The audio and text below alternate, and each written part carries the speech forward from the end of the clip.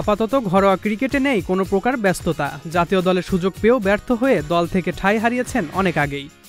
নিজেকে ফিরে পেতে তাই হার্ড হিটার এই ব্যাটার পাড়ি জমিয়েছেন ইংল্যান্ডের ক্লাব ক্রিকেটে।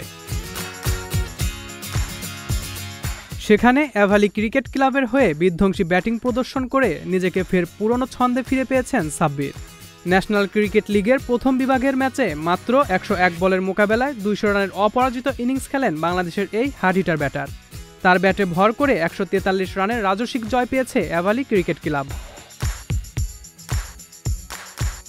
টস জিতে প্রথমে ব্যাটিংয়ের সিদ্ধান্ত নেন সাব্বিরের দল অ্যাভালি ক্রিকেট ক্লাবের অধিনায়ক মোহাম্মদ টিপু। নির্ধারিত ৪০ ওভারে ৪ উইকেট হারিয়ে দলের সংগ্রহ দাঁড়ায় ৩৪৮ রান। আর এর সিংহভাগ অবদানই ছিল সাব্বিরের। অধিনায়ক টিপু ০ ও আশিকুর জিয়াদ ১৯ রান করে সাজঘরে ফিরলে ক্রিজে নামেন দলের চতুর্থ ব্যাটার সাব্বির রহমান।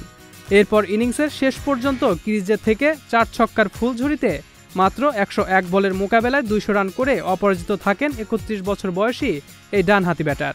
১৯৮.০২ স্ট্রাইক রেটে তার ডাবল সেঞ্চুরির ইনিংসটি সাজানো ছিল ১৭টি ৪ ও ১২টি ছক্কায়। এছাড়াও ৩২ রানে অপরাজিত ছিলেন রাকিবুল হাসান। জয়ের লক্ষ্যে খেলতে নেমে সাব্বিরের গড়া রানের পাহাড়ের সামনে ভরকে যায় প্রতিপক্ষ সুপারনোভা। চাপ সামলাতে ব্যর্থ হয়ে ৩০ ওভার ২ বলে মাত্র ২০৫ রানে অল আউট হয়ে যায় সাব্বিরের প্রতিপক্ষ সুপারনোভা। দলের পক্ষে সর্বোচ্চ ৪১ রান করেন মোজাম্মেল সালমান। এছাড়া মোহাম্মদ হাসান ৪০ ও ইশাক শাওন করেন ৩৪ রান। ব্যাট হাতে তাণ্ডব চালানোর পর বল হাতেও উজ্জ্বল ছিলেন সাব্বির। ৪০ ওভারের ম্যাচে প্রতি বোলারদের জন্য বরাদ্দ সর্বোচ্চ ৮ ওভার। সেই কোটা পূর্ণ করে ৫২ রান খরচে ২টি উইকেট শিকার করেন তিনি। এছাড়া ৪টি উইকেট শিকার করেন অ্যাভালি ক্রিকেট ক্লাবের অধিনায়ক টিপু। তবে ৪ ছক্কার পসরা সাজিয়ে দলের জয়ের আসল নায়ক সাব্বির রহমান।